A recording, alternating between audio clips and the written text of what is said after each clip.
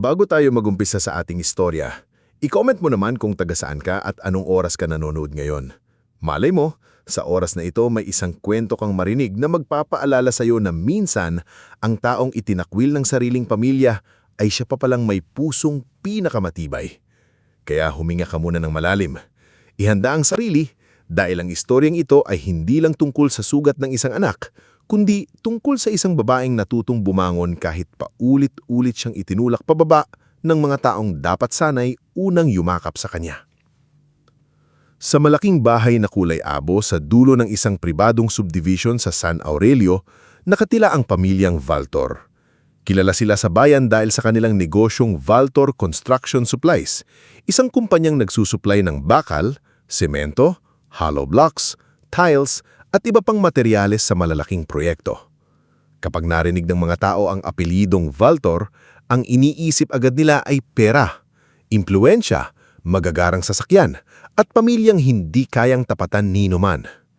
Pero sa loob ng mansyon na iyon, may isang anak na lumaki sa katahimikan ng sariling kwarto, dala-dala ang pakiramdam na siya ay mali.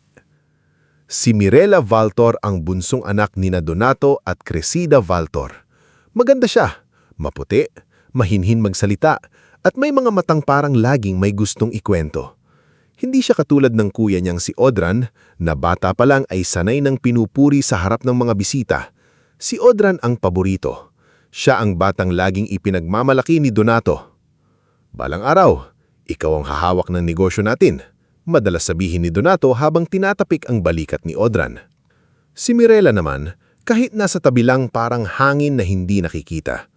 Minsan noong 11 taong gulang pa lamang siya, gumawa siya ng handmade birthday card para sa kanyang ina. Pinagtiyagaan niya iyon buong gabi.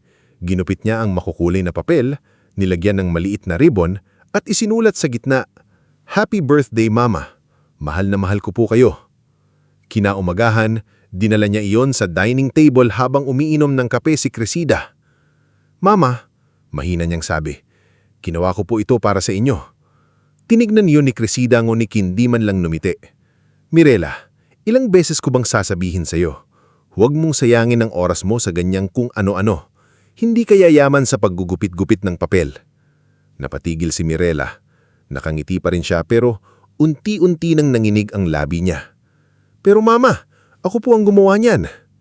"Mas mabuti pang matuto ka kay Audran. Tingnan mo siya. Marunong makipag-usap sa investors kahit bata pa. Ikaw, puro arte." Taimik na ibinaba ni Mirela ang card sa mesa. Hindi niya alam kung napansin ba ng ina niya na buong araw siyang hindi kumain ng maayos pagkatapos noon. Hindi rin niya alam kung napansin ba ng ama niyang si Donato nang gabi-gabi siyang umiiyak habang hawak ang maliit na kahon ng mga ginupit na papel sa ilalim ng kama. Lumipas ang mga taon at lalo lamang lumaki ang pagitan ni Mirela at ng kanyang pamilya. Habang si Audran ay ipinapasok sa business meetings, seminars at exclusive dinners, si Mirela naman ay laging sinasabihang manatili na lang sa gilid at huwag magsalita. Kapag may bisita, pinapasuot siya ni Cresida ng mamahaling damit, pero pinapaalalahanan siyang huwag magpuwento tungkol sa mga ginagawa niya.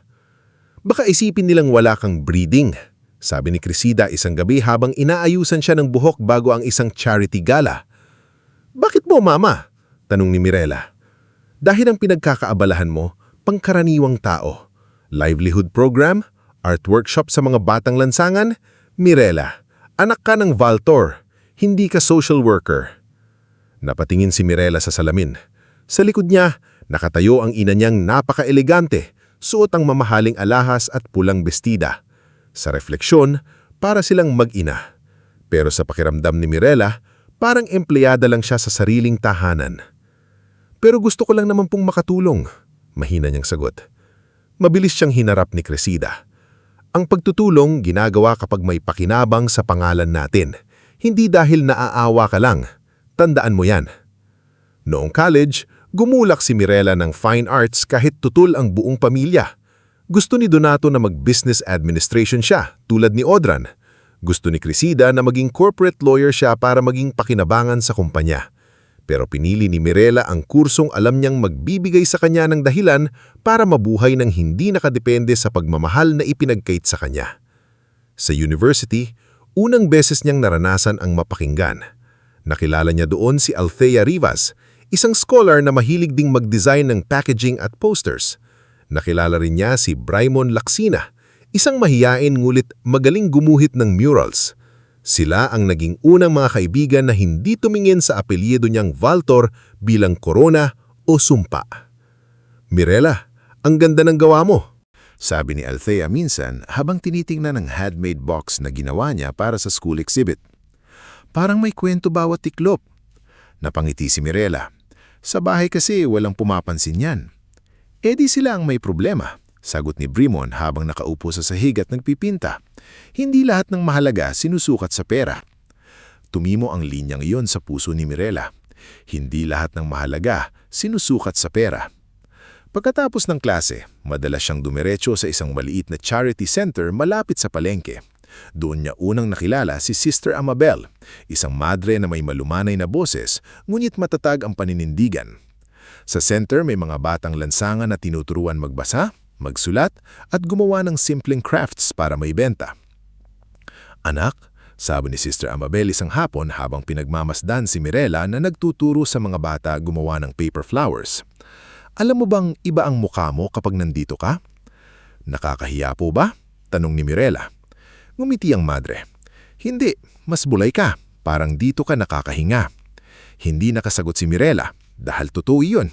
Sa gitna ng maliliit na batang nakayapak, lumang lamesa, retasong papel at simpleng pandesal na pinaghahatian nila sa merienda, doon niya naramdaman na may silbi siya. Doon walang nagtatanong kung bakit hindi siya kagaya ni Audran.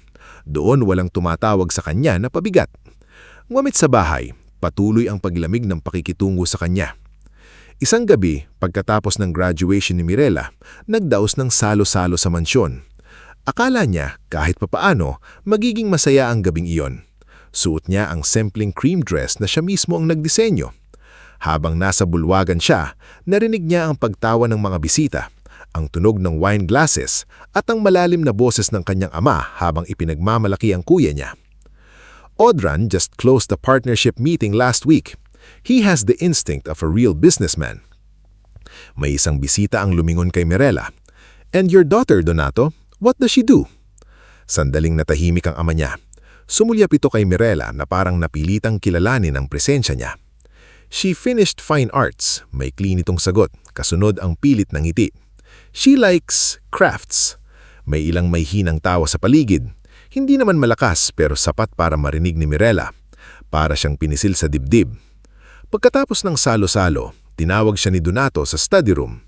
Naroon din si Cressida, si Audran, at isang lalaking nakasuot ng navy blue suit. Matangkad ito, makinis ang ayos ng buhok, at may miting hindi umaabot sa mata.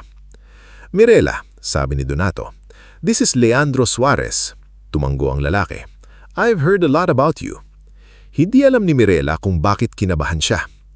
Umupo si Donato sa malaking leather chair. "Leandro's family is one of our strongest partners. Their logistics company can help expand Valtor Construction Supplies in 3 regions. Tahimik si Mirela. Nagpatuloy si Cressida. "At napag-usapan namin ng pamilya Suarez na maganda kung mas mapapatibay ang relasyon ng dalawang pamilya." Napakunot ang noon ni Mirela. "Ano pong ibig sabihin?" Ngumiti si Audran, pero malamin. "Don't act innocent, Mirela. You're old enough." Doon niya naintindihan. "Mama," halos pabulong niyang sabi, "ipinagkasundo niyo po ako?" "Hindi ito masama," sagot ni Cressida. "Leandro is educated, wealthy, and respectable. Maswerte ka." Tumingin si Mirela kay Leandro.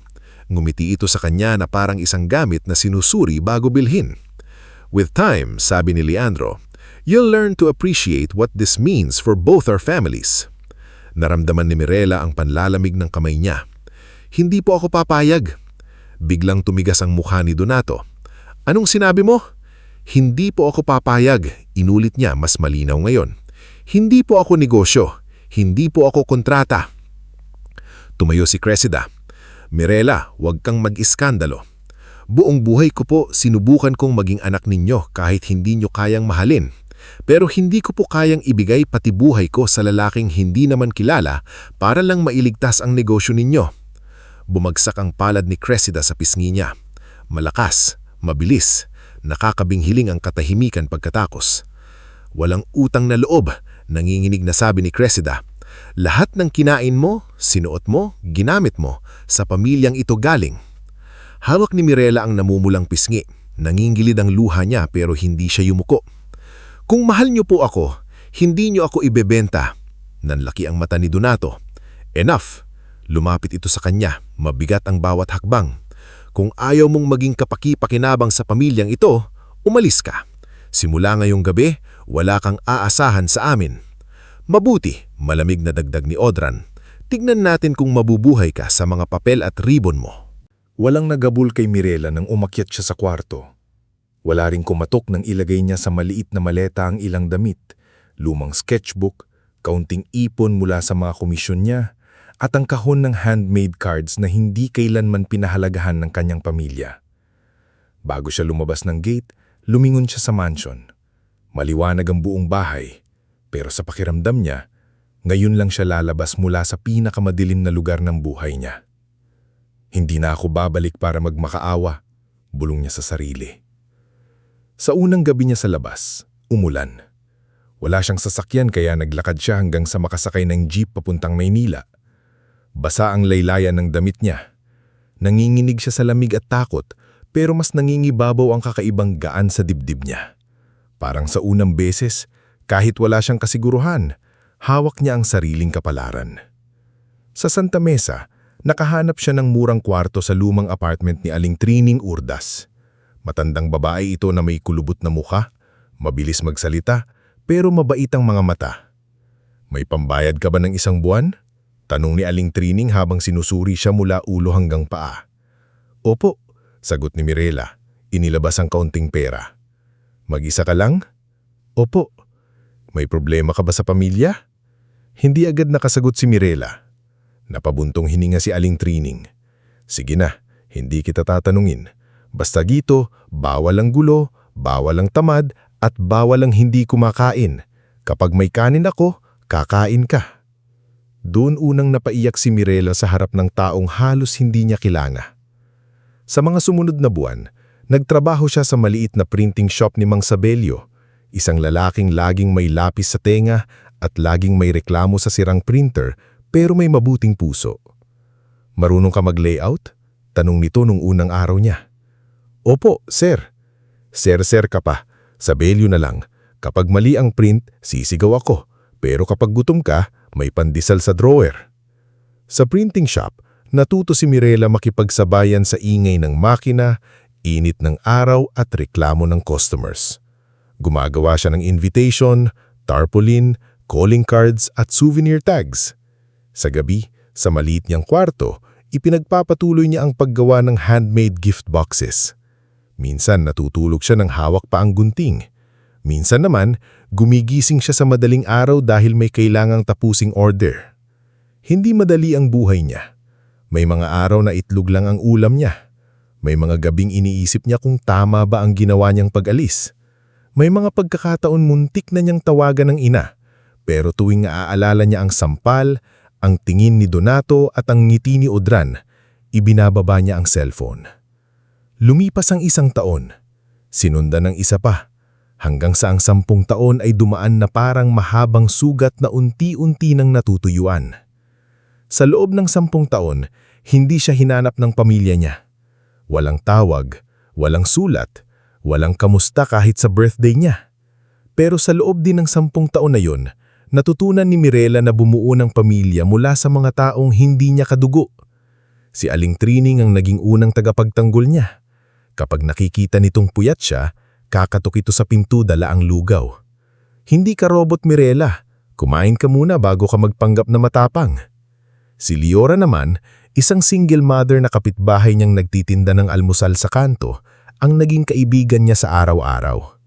May anak itong si Naya, isang batang mahilig gumuhit sa likod ng lumang resibo. Ate Mirela, sabi ni Naya minsan, kapag lumaki ako, gagawa rin ako ng magagandang kahon tulad mo. Ngumiti si Mirela. Mas maganda pa ang magagawa mo. Si Draven naman, dating security guard sa isang warehouse, ay naging kakilala niya nung minsan niya tong tulungan buhatin ng mabibigat na karton papunta sa studio. Tahimik itong tao pero mapagmasid. Hindi ka humihingi ng tulong kahit halata naman kailangan mo, sagot nito. Sanay ako, sagot ni Mirela. Hindi ibig sabihin na sanay ka, dapat lagi mong tiisin. Hindi sumagot si Mirela, pero mula noon, hindi na siya nahiyang humingi ng tulong kay Draven kapag may mabibigat na delivery. Sa tulong ng ipon, tiyaga at ilang loyal customers, nakapagrenta si Mirela ng maliit na pwesto sa gilid ng isang lumang commercial building. Tinawag niya tong Mira Box Creations. Hindi ito magara. May maliit na signboard, 2 mesa, lumang electric fan, at istanting puno ng ribbons, recycled paper, dried flowers at kahon. Pero para kay Mirela, yun ang unang bagay na kanya talaga.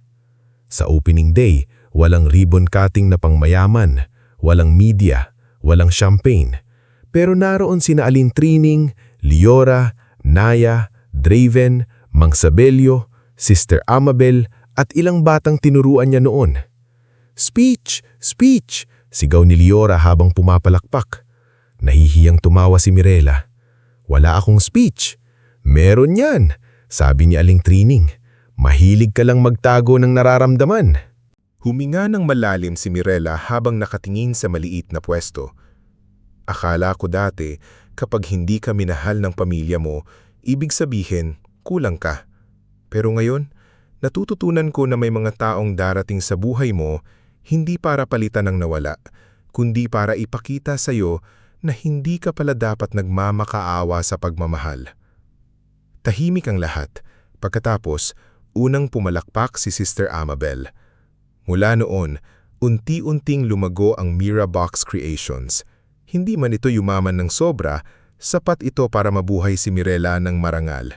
Gumagawa siya ng wedding souvenirs, birthday gift sets, corporate packaging, at charity kits para sa mga batang nangangailangan.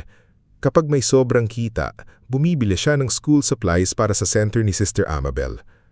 Habang papalapit ang ika-33 kaarawan niya, lihim na naghahanda ang mga kaibigan niya ng simpleng sorpresa.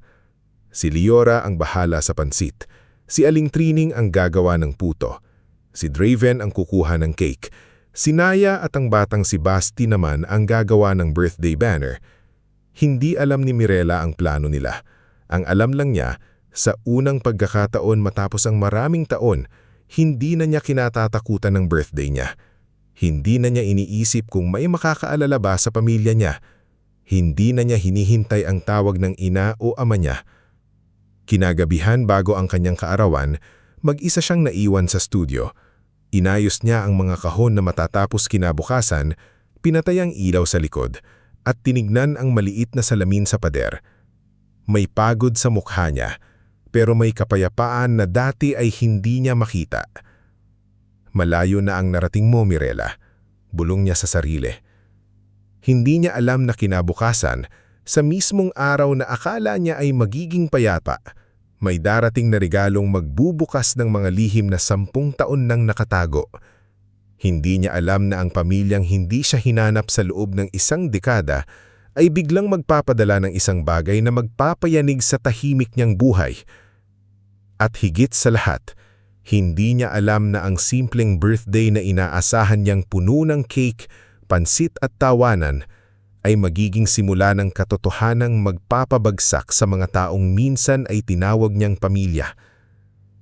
Bago tayo magpatuloy sa ating istorya, kung ngayon ka palang nakasunod, i-comment mo muna kung tagasan ka at anong oras ka nanonood ngayon. Minsan, ang isang simpleng araw na inaasahan nating magiging masaya ay bigla palang magiging pintuan ng matagal nang nakatagong katotohanan. At sa pagpapatuloy ng kwento ni Mirela, ang kaarawang inaakala niyang magiging tahimik at puno ng pagmamahal ay biglang mababalot ng takot, pagdududa, at isang regalong hindi dapat binuksan kailanman. Kinaumagahan ng ika-33 kaarawan ni Mirela, maaga siyang magising sa maliit niyang apartment sa Stamesa. Hindi na siya nakatira sa mansyon, wala na ang malalaking chandelier, malalambot na carpet, at mga kasambahay na halos hindi rin naman siya kinakausap noon. Ang meron siya ngayon ay isang maliit na kwarto na may lumang aparador, isang mesa na puno ng sketches, at bintanang nakaharap sa makipot na eskinita kung saan maririnig ang tindera ng taho tuwing umaga. Ngunit sa kakaibang dahilan, mas payapa ang umagang iyon kaysa sa maraming kaarawan niya noong bata pa siya.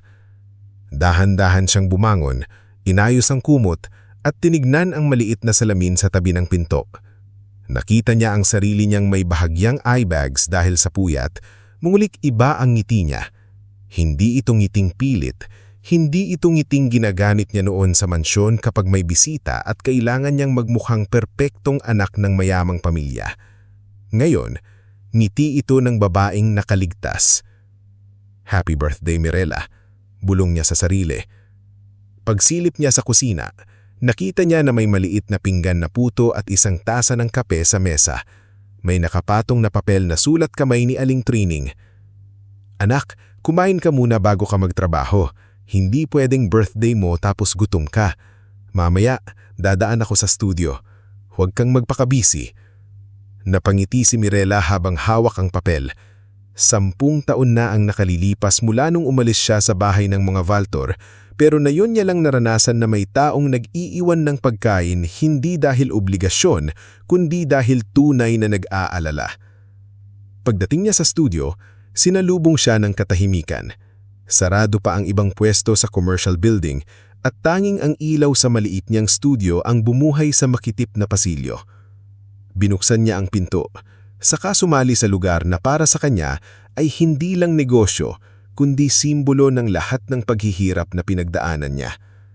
May mga kahon sa mesa, may ribbons na nakasabit sa dingding, may mga unfinished wedding souvenirs na kailangan niyang tapusin bago maghapon.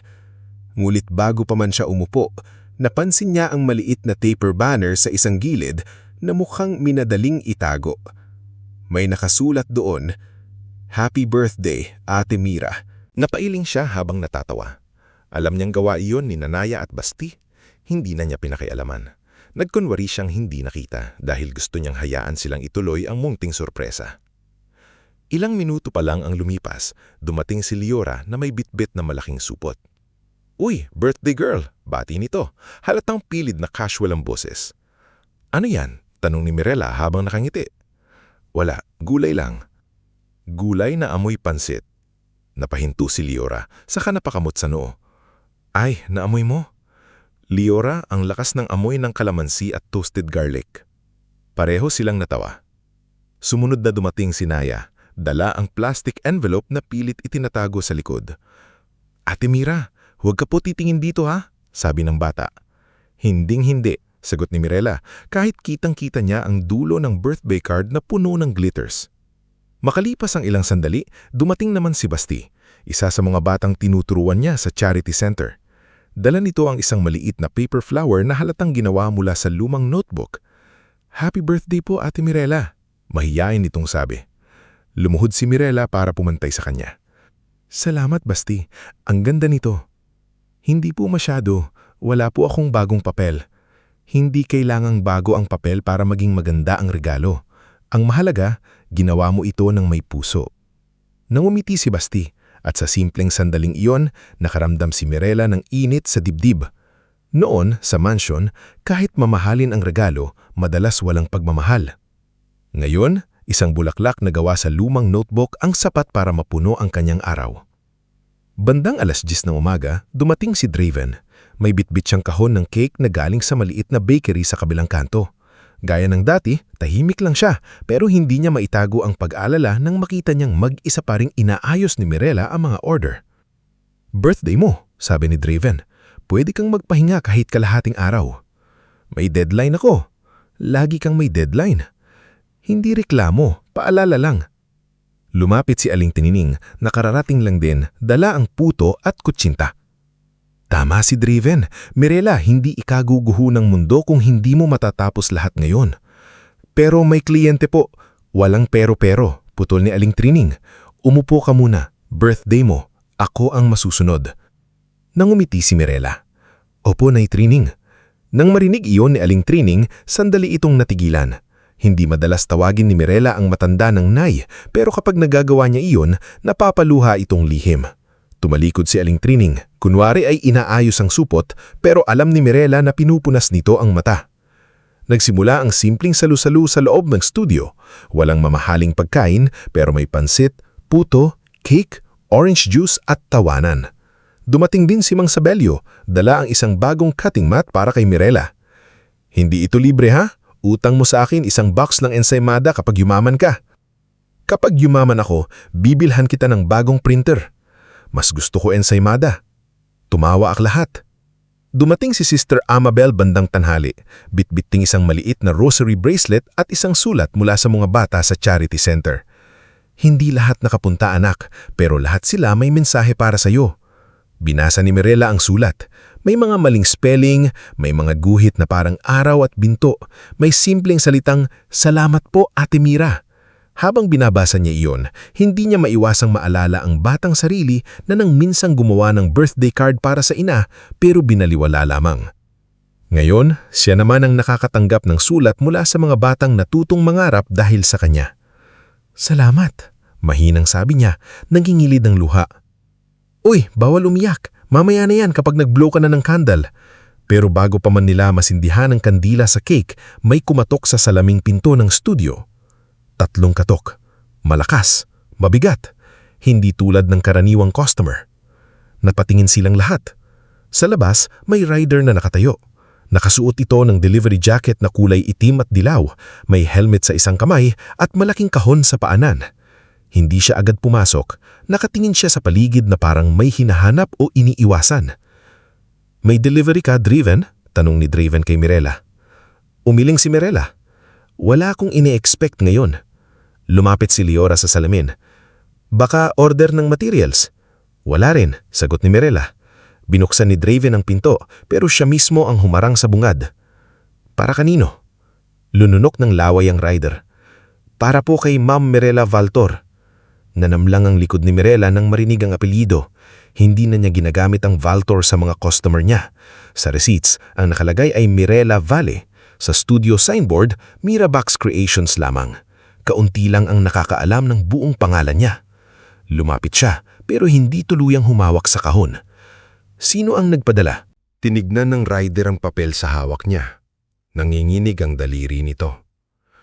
"Donato and Cresida Valtor po." Tinignan ng rider ang papel sa hawak niya. Nanginginig ang daliri nito. "Donato and Cresida Valtor po." Parang may biglang humigop ng hangin sa loob ng studio.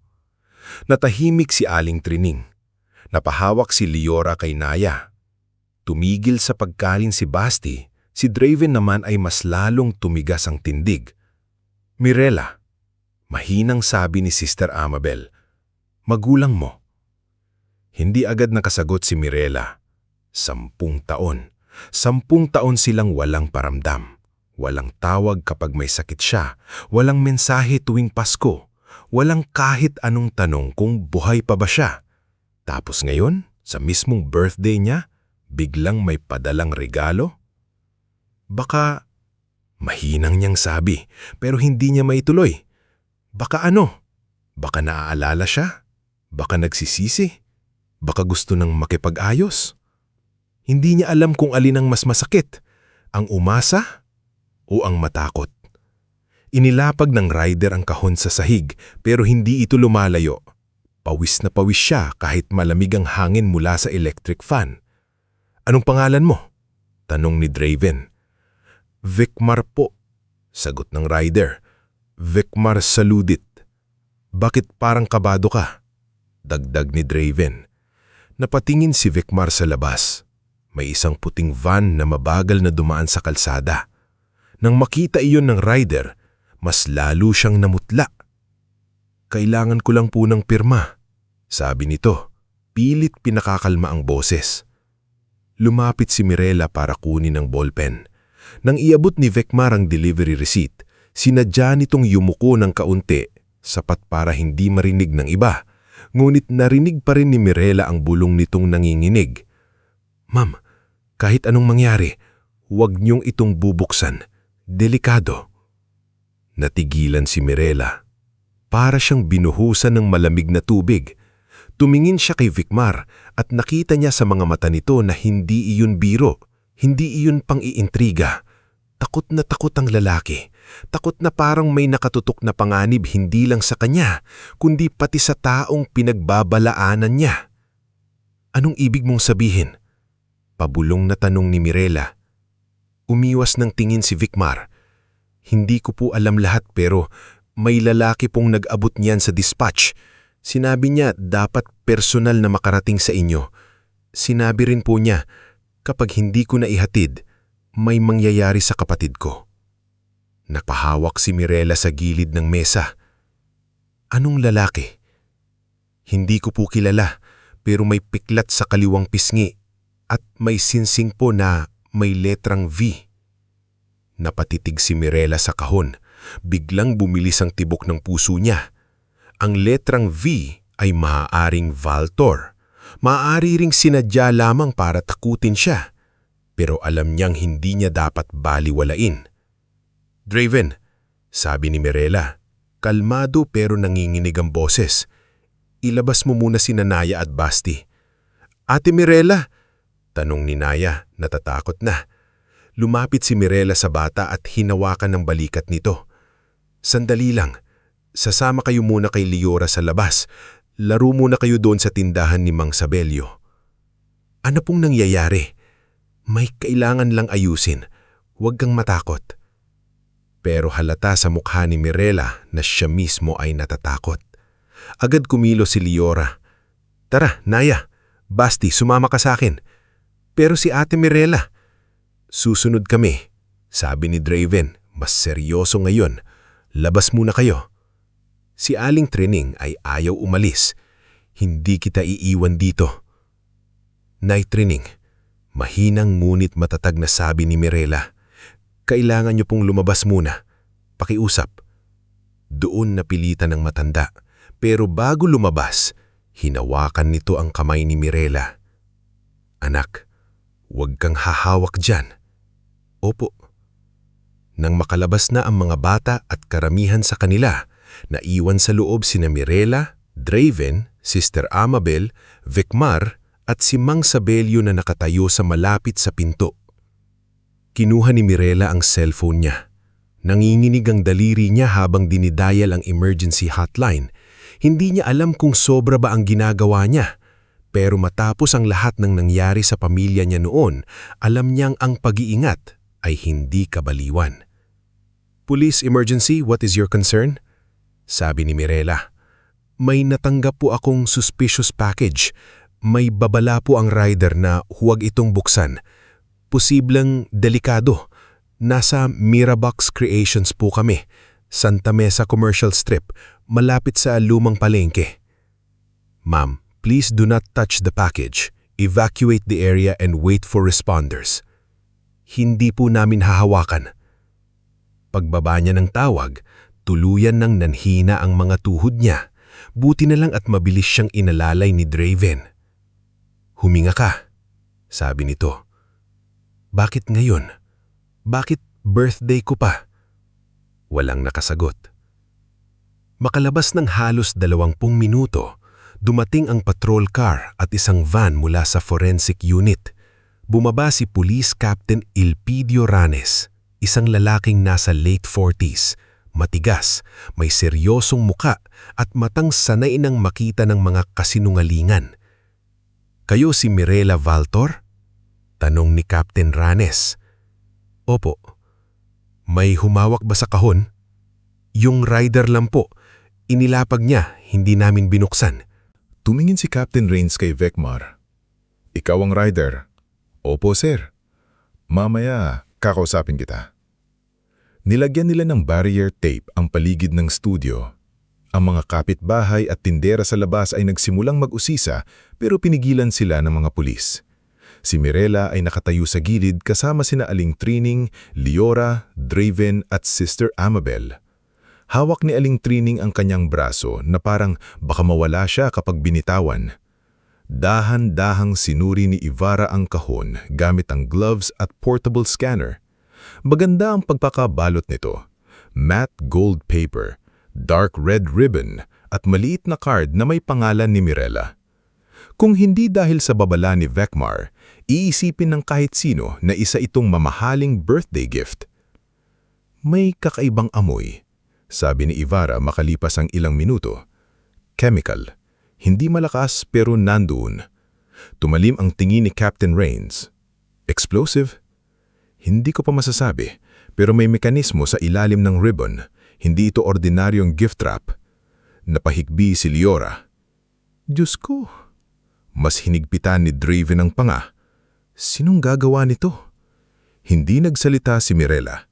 Sa isip niya, nakita niya ang mukha ng ama, ng ina, at ng kuya niyang si Audran. Ayaw niyang maniwala. Kahit 10 taon siyang itinakwil, may bahagi pa rin ng puso niya na nagsasabing hindi magagawa ng magulang sa anak ang ganito. Kundit ang kahon ay naroon. Totoo, mabigat, delikado. Matapos ang maingat na proseso, dinala ng forensic team ang kahon sa controlled area sa loob ng van. Doon nila ito binuksan gamit ang safety equipment.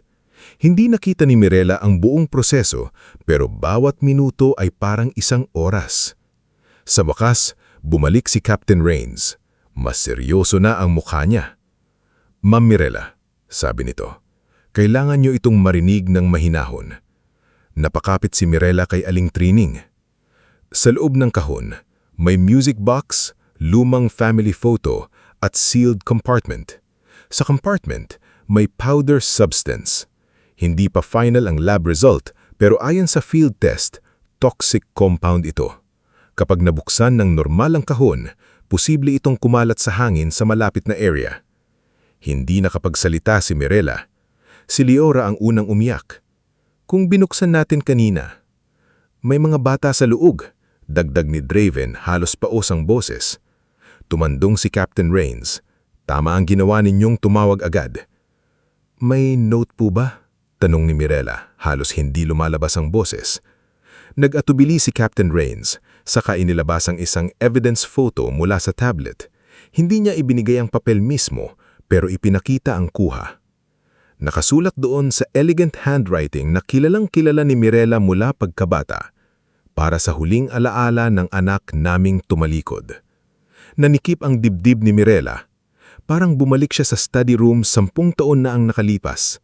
Ang sampal ng ina, ang malamig na tingin ng ama, ang pang-uuyam ni Audran. Akala niya noon, itinapon lang siya. Hindi niya inakala na darating ang araw na may magtatangkapang burahin siya ng tuluyan. Sulatan po yan ng mama ko, mahinang sabi niya. Sigurado kayo? Opo, pero napapikit siya. Hindi ko alam kung siya mismo ang nagsulat niyan ngayon o ginamit lang ng iba. Lahat ng posibilidad titingnan namin. Pero simula ngayon, this is no longer just a suspicious package. This may be attempted poisoning. Napalingon si Vecmar sa anila, nanginginig. Sir, wala po akong alam. Pinadala lang po sa akin. May nagbanta po sa kapatid ko. Kaya kailangan mong magbigay ng statement. Kung totoo ang sinasabi mo, tutulungan namin kayo. Pero kailangan mong maging tapat. Lumapit si Mirella kay Vecmar. Sa kabila ng sariling takot, nakita niya ang takot ng lalaking muntik na maging instrumento ng kapahamakan. Salamat, sabi niya. Nagulat si Vecmar. Ma'am? Kung hindi mo ako binalaan, baka nabuksan namin yun. Baka nadamay ang mga bata. Napaiyak ang rider. Pasensya na po, natakot lang po ako, pero hindi ko po kayang manahimik. Sa pagkakataong iyon, mas lalong lumalim ang pangunawa ni Mirella. May mga taong hindi mo kadugo pero pipiliing iligtas ka. At may mga taong kadugo mo pero kayang ilagay ang buhay mo sa panganib. Kahapunan, isinara muna ang Mirabox Creations. Hindi natuloy ang masayang birthday celebration. Ang cake ay naiwan sa mesa, hindi nagalaw. Ang pansit ay nalamig. Ang banner ni Nanaya at Basti ay nakadikit pa rin sa dingding, nangingintab sa ilaw, parang paalala ng saya na muntik na palitan ng trahedya. Ngunit sa gitna ng takot, may nagbago si Mirella. Noon, kapag naiisip niya ang pamilya niya, ang nararamdaman niya ay sugat. Ngayon, may malinaw ng hangganan. Hindi na sapat na lumayo lang siya. Hindi na sapat na manahimik.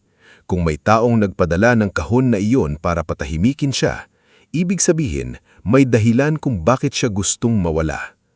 At kailangan niyang malaman kung ano iyon. Bago siya ihatid ni Draven pauwi, kinausap siya ni Captain Rain sa gilid. Ma'am Mirella, may gusto akong itanong. May alam ba kayong dahilan kung bakit gagawin ito sa inyo ng pamilya ninyo o ng kahit sinong konektado sa kanila? Matagal nang natahimik si Mirella. Tumingin siya sa madilim ng kalsada, sa mga ilaw ng sasakyang dumaraan, at sa maliit na studio na pinagpaguran niyang buuin. 10 taon akong walang narinig mula sa kanila, sabi niya. Akala ko galit lang sila dahil tumanggi akong magpakasal sa taong pinili nila. Pero kung may gustong pumatay sa akin ngayon, baka hindi lang yun ang dahilan. Anong ibig ninyong sabihin? Naalala ni Mirella ang gabing bago siya tuluyang itinakwil. Naalala niya ang isang pag-uusap na hindi niya dapat narinig. Ang boses ng kanyang ama, ang pangalan ng isang abogado, ang salitang lupa, ang salitang papeles, ang salitang demolition. Hindi niya pa buo ang alaala, pero naroon na ang simula. May narinig ako noon, mahina niyang sagot. Bago ako umalis sa bahay namin, hindi ko pinansin dahil akala ko wala na akong kinalaman. Pero baka mali ako. Lumapit si Draven, nakikinig ngunit hindi nang hihimasok. Tumingin si Captain Ranes ng diretso sa kanya. Then we start there.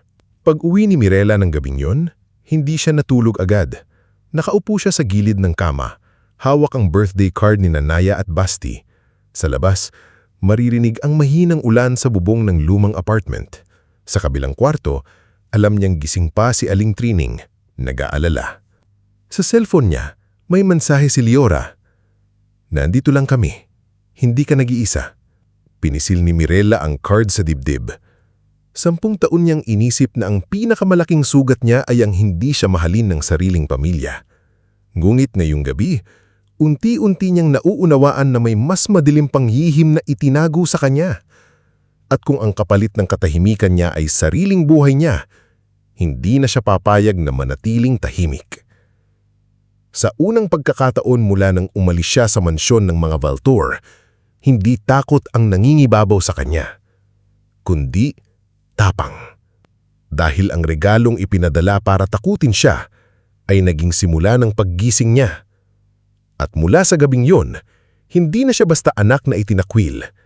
Isa na siyang babaeng handang hanapin ang katotohanan kahit ang katotohanang iyon ay magdala sa kanya pabalik sa pamilyang minsan nang sumira sa kanya.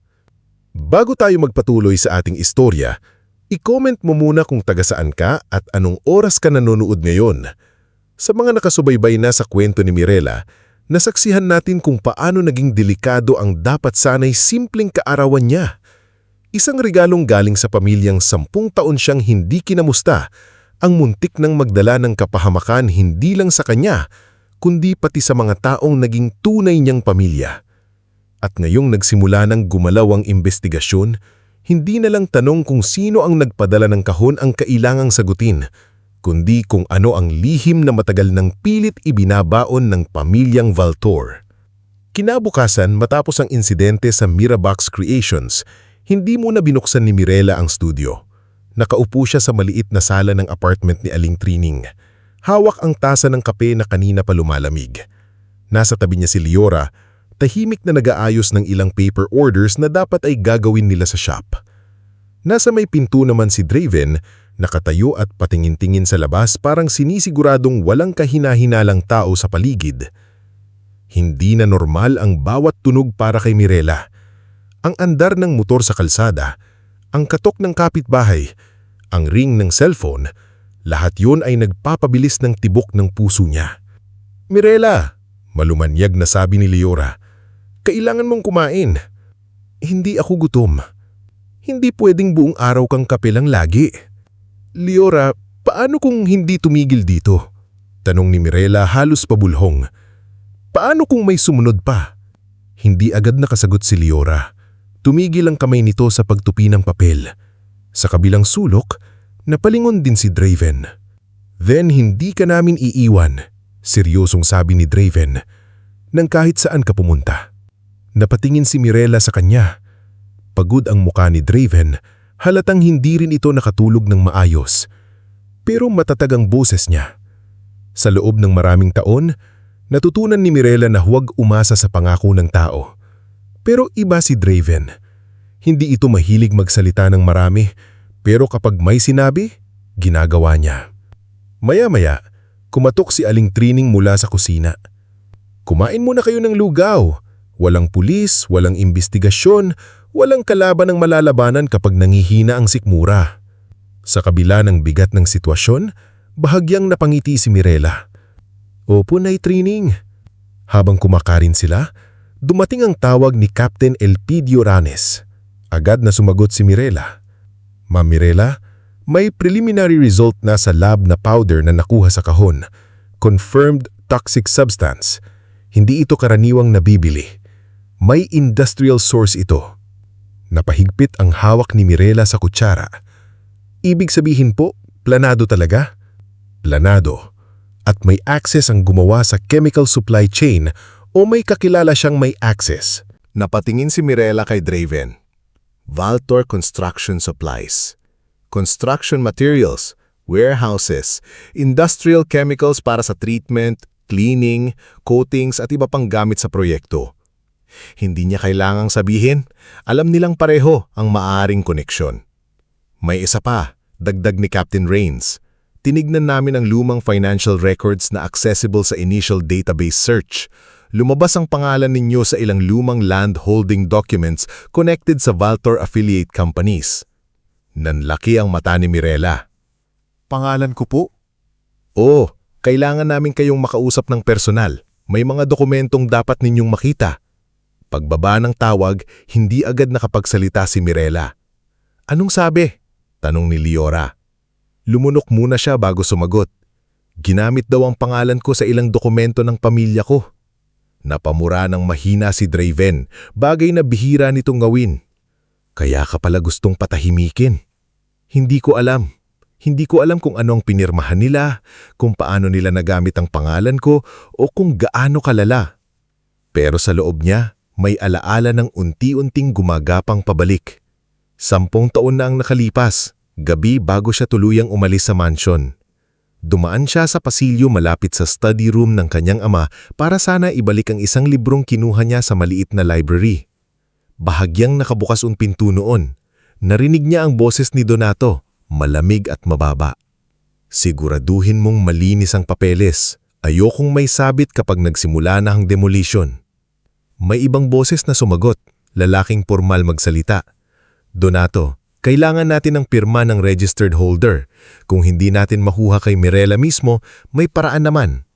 Basta wag siyang makikialam, masyadong maawain. Kapag nalaman niyang may mga pamilyang tatamaan, gagawa yun ng gulo. Noon hindi naunawaan ni Mirela ang buong usapan. Akala niya karaniwang usaping negosyo lang yon ng ama niya. Pero may isang pangalan siyang narinig na hindi niya nakalimutan. Attorney Ziven Malrudo. Nang banggitin niya ito kay na Draven at Liora, halos sabay silang natahimik. Kilala mo siya? Tanong ni Liora. Abogado siya ng pamilya namin noon. Madalas nasa bahay. Siya ang humahawak ng contracts ng kumpanya. Si Draven ay napatingin sa sahig, parang may mabigat ding naaalala. Nakita ko na ang lalaking iyon. Napalingon si Mirela. Saan? Sa warehouse ng Valtor. Natahimik ang paligid. Mabagal na umupo si Draven sa tapat niya. Noong security guard pa ako sa lumang warehouse ng Navatas, hindi ko sinabi sa iyo noon kasi akala ko wala na akong dahilan para balikan pa. Pero bago ako tuluyang umalis doon, may ilang gabi na may dumarating na sasakyan ni Audran. Kasama niya minsan si Attorney Ziven. May pinapasok silang mga kahon ng dokumento. Hindi dumadaan sa regular inventory. Bakit hindi mo ni-report? Mapait na ngumiti si Draven. Kanino? Sa supervisor na kamag-anak ng mga Valtor? Sa pulis na palaging may kausap na tao ni Donato? Isa pa, kailangan ko ng trabaho noon. Kapag mahirap ka, Mirela, minsan kahit may mali kang nakikita, inuuna mong hindi magutom ang pamilya mo. Hindi yun dahilan na madali indatwas, pero naintindihan niya ang bigat. Ilang taon din siyang nabuhay sa takot na mawalan ng renta, mawalan ng trabaho, mawalan ng makakain. Alam niya kung paano pinapatahimik ng kahirapan ng taong may gustong sabihin. May natatandaan ka pa? Tanong ni Mirela.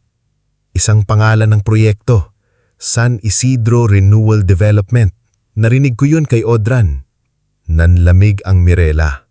San Isidro. Kilala niya ang lugar na iyon. Noong college siya, may mga pamilyang biglang nawalan ng bahay sa lumang komunidad ng San Isidro. Ilang bata mula roon ang napunta sa charity center ni Sister Amabel. Noon pa man, may mga kwento na sa pilitang pinaalis ang mga tao kahit hindi malinaw ang pagmamay-ari ng lupa.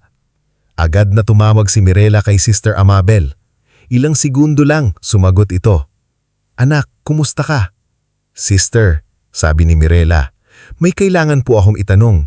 Naaalala niyo po ba ang mga pamilyang galing sa San Isidro Demolition dati?" Sandaling natahimik ang madre. "Oo anak, bakit mo natanong? May koneksyon po ba yun sa Valtor?" Sa kabilang linya, narinig ni Mirela ang bigat na buntong hininga ni Sister Amabel. "Hindi namin napatunayan noon. Pero maraming nagsasabi na kumpanya ng pamilya ninyo ang nasa likod ng proyekto. Anak, hindi ko sinabi sa iyo noon dahil alam kong masyado nang mabigat ang dala mo. May makakausap pa po ba tayo mula sa mga pamilyang iyon?" "May ilan. Si Mang Teban, si Aling Joselia at ang mag-asawang Rodel at Iska. Pero mahirap silang kumbinsihin. Marami sa kanilang natakot matapos silang pagbantaan noon. Pwede po ba ninyo akong samahan?" "Oo anak. Pero siguraduhin mong handa ka. Ang maririnig mo, baka masakit." Hapon nang pumunta sina Mirela, Draven, Liora at Sister Amabel sa maliit na relocation area sa gilid ng Riles kung saan naninirahan ang ilang pamilyang dating taga San Isidro.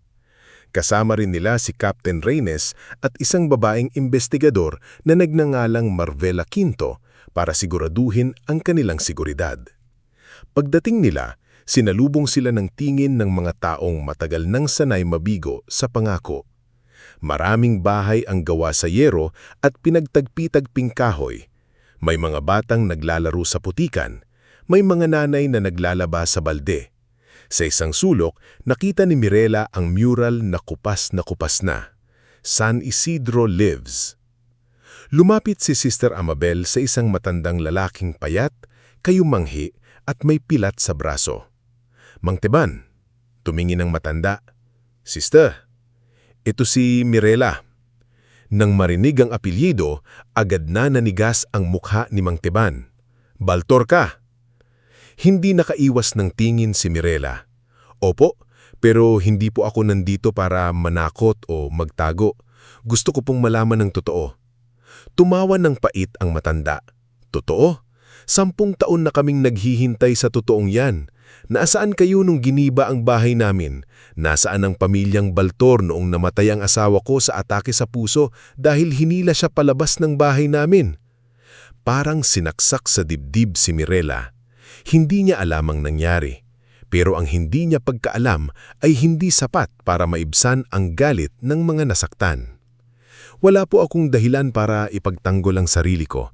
Hindi ko po alam noon, pero ngayon, kung ginamit po nila ang pangalan ko, kailangan kong malaman para matulungan kayong makakuha ng hustisya." Isang babae ang lumapit, si Aling Joselia ayon kay Sister Amabel. May dala itong lumang envelope na nakabalot sa plastic. "Kung totoo ang sinasabi mo," sabi nito, "tingnan mo ito." Inabot niya kay Mirela ang envelope. Sa loob, may photocopy ng Notice of Transfer, ilang resibo at isang dokumentong may pangalan, Mirela C. Valtor. Nanlambot ang mga kamay ni Mirela. "Hindi ko po pinirmahan ito," sabi niya, halos hindi makahinga. "Pero pangalan mo ang ginamit," sagot ni Aling Joselia, "at dahil dyan, pinaniwala kaming binili na ng kumpanya ninyo ang lupa. Pinagbayaran kami ng kung ano-anong processing fee para raw malipat kami ng maayos, pero walang maayos na nangyari. Giniba lang ang bahay namin." Lumapit si Captain Reynes at maingat na hiningi ang dokumento para makunan ng litrato bilang ebidensya. Si Mirela naman ay hindi makagalaw. Ang pangalan niya, ang pangalang ilang taon niyang tinaksan, ay ginamit pala para saktan ang mga taong minsan niyang pinangarap tulungan. Bumalik sa kanya ang boses ni Donato. Masyado siyang maawain.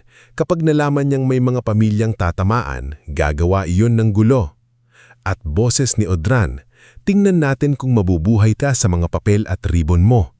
Ngayon, malinaw na hindi lang siya anak na itinakwil, ginawa rin siyang panangga. Ginamit ang pangalan niya para pagtakpan ang kasakiman ng sariling pamilya. Kinagabihan, sa tulong ni Captain Reynes, mas lumawak pa ang investigasyon. Lumabas sa initial verification na may 3 shell companies na konektado sa Baltor Construction Supplies. Sa isa sa mga kumpanyang iyon, nakalista si Mirela bilang silent partner kahit wala siyang alam. May mga dokumentong may peking pirma niya. May mga transaksyon na nangyari noong panahong estudyante pa lang siya at walang anumang access sa negosyo ng pamilya. Hindi ito basta family dispute, sabi ni Captain Reynes nang mag-usap sila sa maliit na conference room ng presinto. Fraud ito, falsification, posible ring illegal demolition. At kung konektado ang gift box sa pagtatangka nilang pigilan kang magsalita, lumalaki ang kaso. Naupo si Mirela, hawak ang kopya ng dokumento na may pangalan niya. Kasama niya sina Draven at Liora. Si Aling Trini naman ay nasa bahay kasama sina Naya at Basti para hindi na madamay ang mga bata sa gulo. Ano ang susunod? Tanong ni Mirela. Kailangan nating hanapin ang source ng documents at kailangan nating makakuha ng tao mula sa loob ng Baltor household o company na pwedeng magpatunay. May naalala si Liora. May tiyahin ako. Napatingin silang lahat. Si Manang Selcura, dati siyang kasambahay sa mansyon ng mga Baltor. Hindi siya nagtagal kasi bigla siyang pinauwi sa probinsya. Pero bago siya umalis, sinabi niya sa nanay ko noon na may mga nangyayaring kakaiba sa bahay.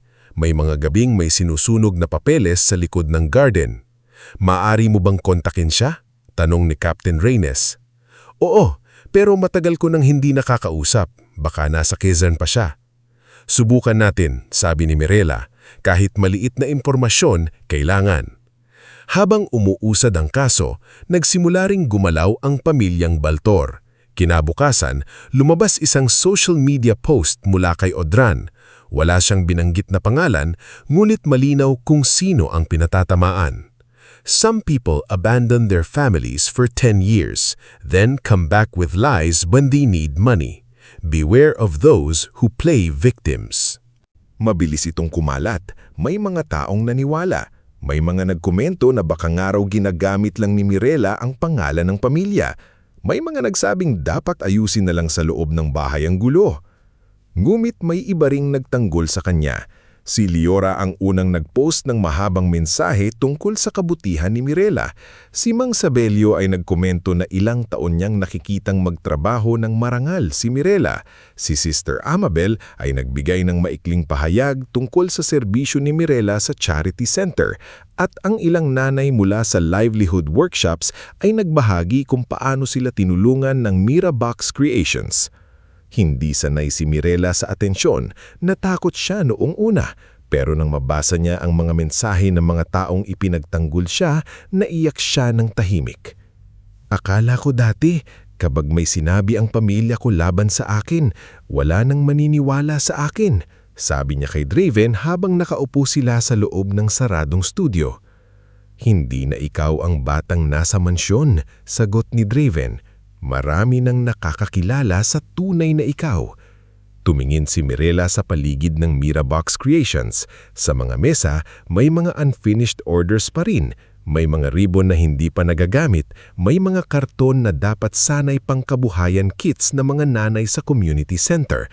At doon niya naisip, hindi pwedeng tumigil ang buhay niya dahil lang muling pumasok ang Baltor sa mundo niya. Kung may ginawang masama ang pamilya niya gamit ang pangalan niya, gagamitin naman niya ang pangalang iyon para itama ang kaya niyang itama.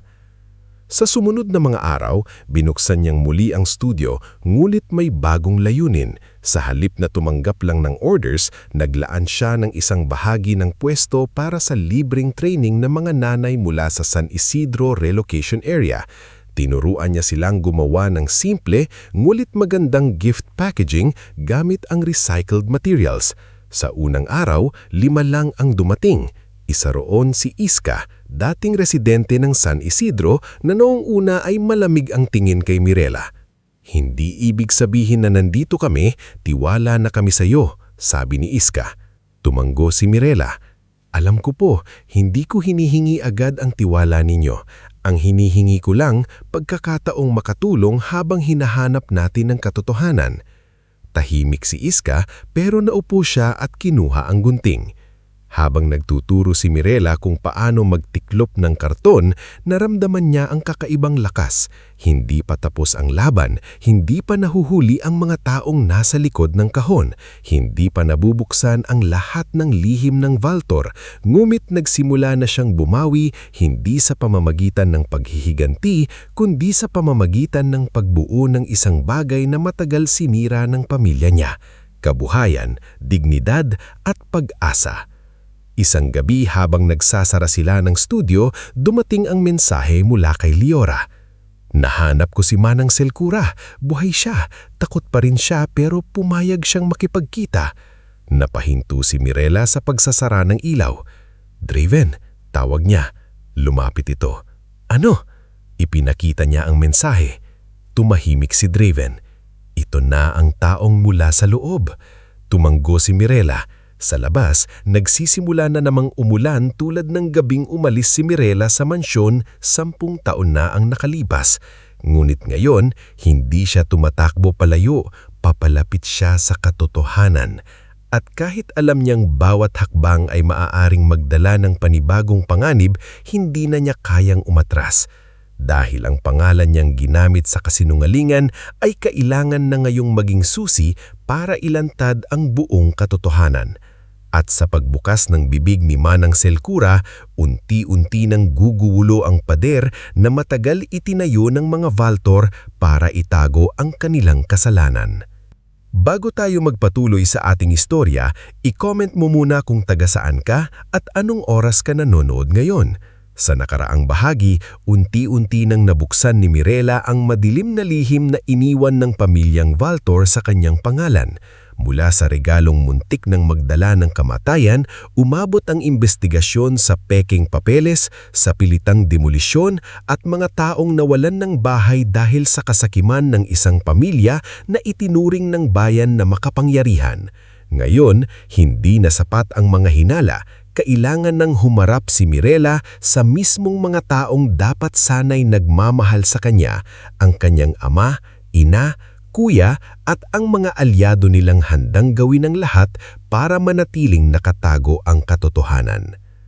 Kinagabihan matapos matanggap ni Mirela ang mensahe ni Liora na nahanap na si Manang Selkura, halos hindi siya nakakatulog. Ilang ulit siyang bumangon mula sa kama, uminom ng tubig, tumingin sa bintana at naupo sa gilid ng kama habang pinapakinggan ang mahinang ugong ng electric fan. Sa isip niya, paulit-ulit na bumabalik ang mga salitang sinabi ni Liora.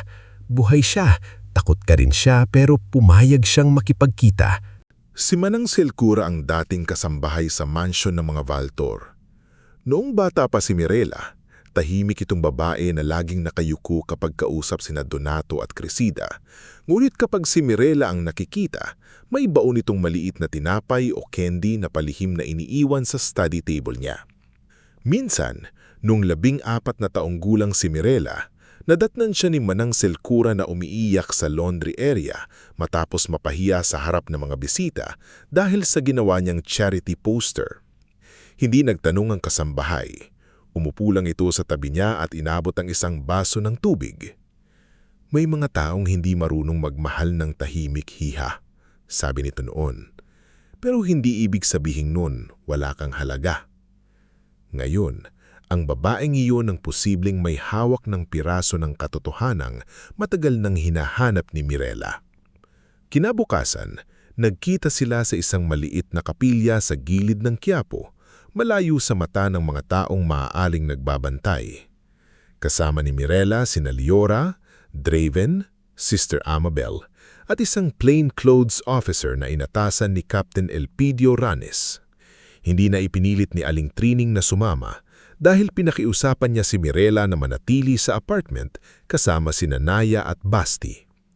Ayokong madamay pa kayo, sabi ni Mirela bago siya umalis. Matagal na kaming damay dahil mahal ka namin, sagot ni Aling Trining, pero pumayag din siyang maiwan. Sa loob ng kapilya, kakaunti lang ang tao. May ilang kandilang nakasindi sa gilid. Tahimik ang paligid. Taling ang mahinang yabag at bulong ng dasal lang naririnig. Sa pinakadulong pew, nakita ni Leora ang isang matandang babaeng nakasuot ng simpleng kulay abong bestida, may panyo sa kamay at palaging lumilingon. Siya iyon, bulong ni Leora. Dahan-dahang lumapit si Mirela. Nang makita siya ng matanda, nanlaki ang mata nito. Sandali itong tila gustong tumayo at tumakas, pero nanatili siya sa kinauupuan. Manang Selkura, mahinang tawag ni Mirela. Nang marinig ang boses niya, napuno agad ng luha ang mga mata ng matanda. Hiha, buhay ka, akala ko. Napahinto ito, nanginginig ang labi. Akala ko hindi na kita makikita. Lumuhod si Mirela sa harap niya at hinawakan ang kamay nito. Bakit po kayo natatakot? Tumingin si Manang Selkura sa paligid. Dahil hindi ninyo alam kung hanggang saan kaya ng pamilya mo. Hindi lang pera ang hawak nila. May mga tao sila sa opisina, sa pulis, sa lupa, sa korte. Noon pa man kapag may nakakaalam ng sobra, nawawala o tumatahimik. Tumigas ang mukha ni Draven, ngunit nanatili siyang tahimik sa likod ni Mirela. Manang, sabi ni Sister Amabel, kung may alam kayo, may proteksyon na ang pulis, hindi na kayo nag-iisa. Umiling si Manang Selkura. Hindi ako natatakot para sa sarili ko. Matanda na ako. Ang kinakatakutan ko, baka may madamay pa. May nadamay na po, sagot ni Mirela, kalmado ngunit mabigak. May mga pamilyang nawalan ng bahay. May mga batang lumaki sa relocation area. May rider na binantaan at muntik na akong maloson sa sarili kong birthday. Napakikit si Manang Selkura, para bang ang huling pahayag na yon ang tuluyang bumiyak sa natitirang takot niya. Alam ko ang tungkol sa kahon, mahinang sabi nito. Parang tumigil ang oras. Ano pong ibig sabihin ninyo? Tanong ni Mirela. Narinig ko si Sir Odran at si Atty. Ziven sa lumong bahay sa Alabang. Doon ako nagtatrabaho minsan kapag may pinapalinis si Madam Crescida, sabi ni Sir Odran. Kapag nag-ingay pa si Mirela, dapat matapos na ito bago siya makahanap ng dokumento. Sumagot si Atty. Ziven, hindi pwedeng halata, dapat mukhang aksidente. Isang regalo mula sa magulang, sentimental enough para siya mismo ang buksan. Napahawak si Leora sa dibdib. Diyos ko! Nanginginig ang kamay ni Mirela, pero hindi niya binitawan si Manang Selkura. Alam po ni Mama. Tumulo ang luha ng matanda. Nandun siya. Hindi siya ang nagsalita ng marami, pero nandun siya. At nang nagtanong si Sir Donato kung sigurado bang walang madadamay, ang madam namin si Crescida ang sumagot. Napahikbi ito. Kung siya lang ang magbubukas, siya lang ang matatapos. Hindi na mapigilan ni Mirela ang luha, hindi dahil hindi niya inaasahan ang kasamaan, kundi dahil may bahagi pa rin ng puso niya na umaasa na kahit kaunti, may natira pang pagkamana kay Crescida. Pero sa isang iglap, iyon ay tuluyang nang gumuho. Bakit? Bulong ni Mirela. Anong ginawa ko sa kanila para kamuhihin nila ako ng ganito? Humawak si Sister Amabel sa balikat niya.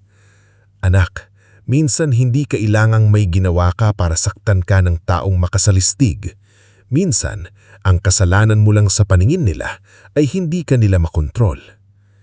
Ibinigay ni Manang Selkura ang isang maliit na envelope na nakatago sa loob ng kanyang lumang shoulder bag. Ito ang kopya ng mga litrato na nakuha ko noon. Hindi lahat, pero may ilan dyan, mga gabing may sinusunog silang papeles, mga kahong inilalabas mula sa study room, at isang larawan ni Atty. Ziven kasama si Odran sa warehouse. Tinanggap iyon ng plainclothes officer at agad tinawagan si Captain Rains. Kinahapunan, opisyal nang inilipat si Manang Selkura sa witness protection. Si Vecmar naman, ang rider, ay muling tinawag sa presinto para kilalanin mula sa mga larawan ang lalaking may piklat sa kaliwang pisngi at singsing na may letrang V. Nang ipakita sa kanya ang lumang litrato ni Odran kasama ang isa sa mga tauhan ng Valtor Warehouse na si Morcant Valles, namutla si Vecmar. Siya po, sabi niya, halos hindi makahinga. Siya po ang nag-abot ng kahon sa dispatch. Siya po ang nagbanta sa kapatid ko. Doon lalong tumibay ang kaso. Ngulit kasabay ng paglapit ng katotohanan, lalong naging marahas ang paggalaw ng mga Valtor. 2 araw bago ang preliminary hearing, may naglabas ng edited video online. Ipinakita roon si Mirela na umiiyak sa harap ng presinto pero pinutol ang konteksto at nilagyan ng caption, "Estranged daughter fakes poisoning scandal to extort wealthy family." Mabilis itong kumalat. May mga taong hindi kilala si Mirela ang nagsumulang manghusga. Drama lang daw, basa ni Liora sa isang comment habang nasa studio sila. Gusto lang daw makakuha ng mana. Napatigli si Mirela sa pagtutupi ng kahon. Masakit pa rin basahin kahit alam niyang kasinungalingan. "Patayin mo na muna yan," sabi ni Draven. "Hindi," sagot ni Mirela. "Kailangan kong malaman kung paano nila ginagalaw ang publiko." "Masasaktan ka lang. Tapos na akong saktan, Draven. Ang importante, hindi na ako mananahimik." Makalipas ng ilang oras, nag-post si Sister Amabel ng maikling pahayag. Hindi ito emosyonal, hindi ito mapanira. Sinabi lamang niya ang totoo, na si Mirela ay matagal nang tumutulong sa mga batang lansangan, na may mga pamilyang handang tumistigo tungkol sa kabutihan niya, at na anumang bintang laban sa kanya ay hindi dapat manaig kaysa ebidensya. Sinundan iyon ni Mang Sabelio. Nag-post siya ng larawan ni Mirela nung unang taon niya sa printing shop, nakaupo sa sahig habang inaayos ang sirang layout ng customer. Kung pera lang ang habol niyang batang ito, hindi sana tiniis ng batang ito ang minimum wage, puyat at reklamo ng customer sa loob ng maraming taon. Mabuting tao si Mirela, hindi perpekto pero hindi sinungaling. Kahit sina Iska at ilang nanay mula sa San Isidro relocation area na noon ay hirap magtiwala sa kanya, ay nagsimulang magsalita. Hindi pa namin alam kung sapat na ang gagawin niya para mabawi ang nawala sa amin, sabi ni Iska sa isang video. Pero siya ang unang Valtor na humarap sa amin at nagsabing sorry. Hindi siya ang kalaban namin. Unti-unting bumaliktad ang ihip ng usapan. Hindi man nawala ang paninira, may mga boses na lumaban para kay Mirela. Dumating ang araw ng preliminary hearing sa Hall of Justice. Maagang dumating si Mirela suot ng simpleng puting blouse at dark slacks. Wala siyang alahas maliban sa rosary bracelet bigay ni Sister Amabel. Sa labas ng gusali, naroon ang ilang media, ilang usisero at ilang taong mula sa San Isidro na tahimik na nakatayo sa gilid bilang suporta. Kasama ni Mirela sina Captain Rains, Draven, Liora, Sister Amabel, Manang Selcura na may kasamang protective officers at Vecmar na halatang kinakabahan pa rin. Naroon din si Aling Trining kahit pinigilan siya ni Mirela. "Nay, delikado po rito," sabi ni Mirela. "Mas delikado kung wala kang nanay-nanay ang maninita kapag kinakabahan ka. Tumabi ka na nga." Sa kabila ng kaba, napangiti si Mirela. Ilang minuto bago magsimula, dumating ang itim na convoy ng mga Valtor. Unang bumaba si Odran, suot ng mamahaling suit, may salaming itim at mukhang paring arogante. Kasunod si Donato, mas tumanda ang itsura ngunit mabigat pa rin ang dating. Si Cressida naman ay bumaba ng dahan-dahan, suot ang elegant cream dress, perla sa niliig at mukhang isang inang sugatan sa paningin ng publiko. Kasama nila sina Leandro Juarez at si Attorney Ziven Malrudo. Nang magtama ang mata ni Mirela at Cressida, parang bumalik ang 10 taon sa pagitan nila.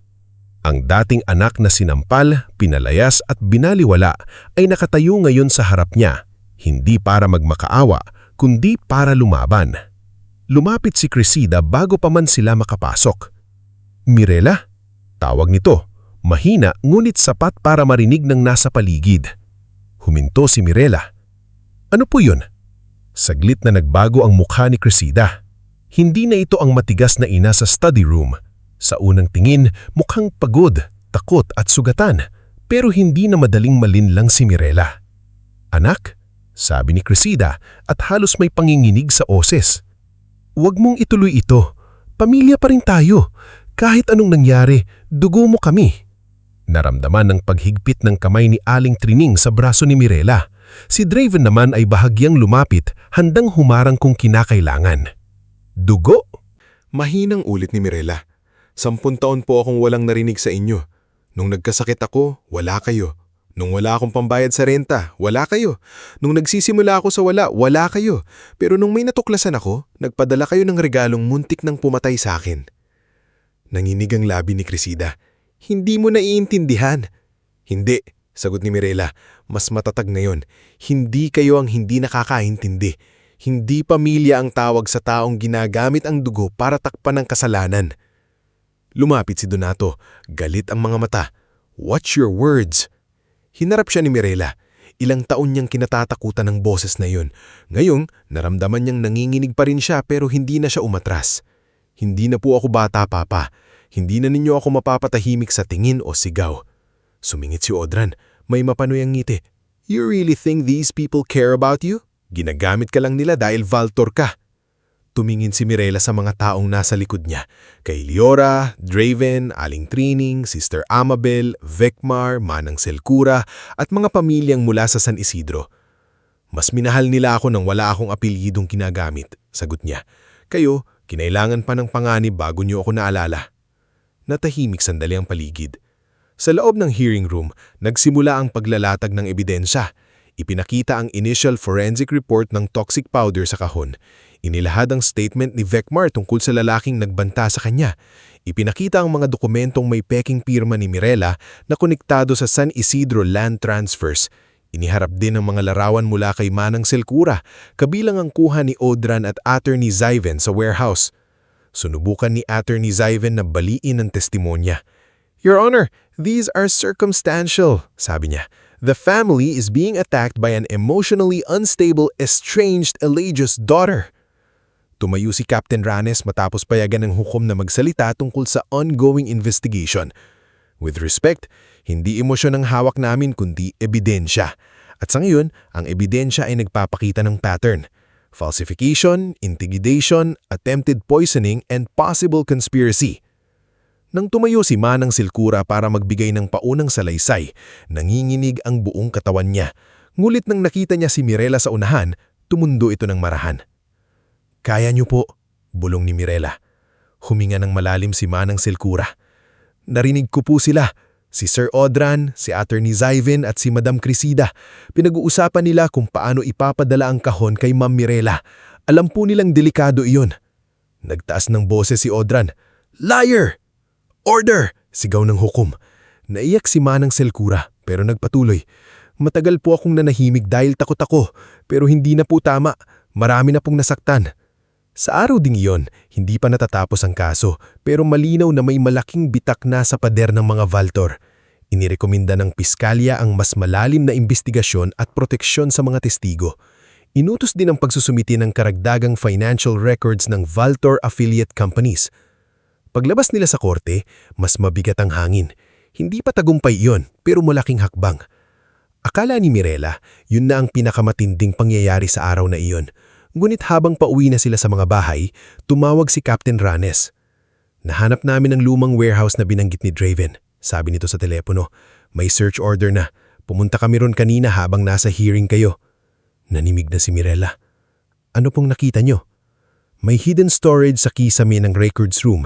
Mga lumang ledger, payment logs, pangalan ng mga opisyal na nabayaran, peking notaryo, at may insurance policy na nakapangalan sa iyo.